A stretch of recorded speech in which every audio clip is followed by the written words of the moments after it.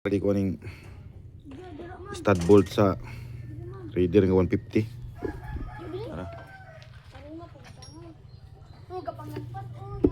Sa wala lang kabalo ha, disclaimer sa mga mahay na diyan.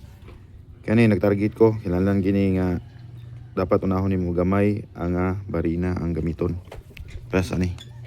Nga bit isintro gini mo mayo kay para imbis target mahimo ng oversize.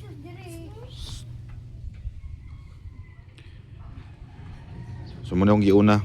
Kaya dayon ang 7mm nga barina. Giulog ako ni makinang mga boss kay para mga call para dili bikil para matarget niya na tarong.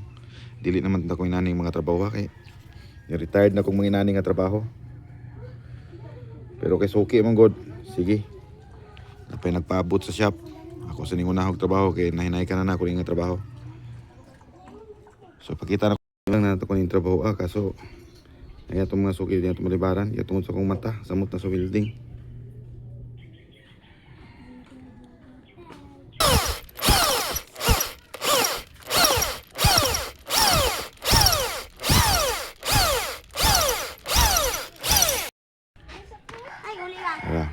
Magaling yung stock na bolt 8mm. Ambloy kayo sa pikas sim di gini sa oversize back to stock the finish one back to stock isipan sa bolt kay watay alin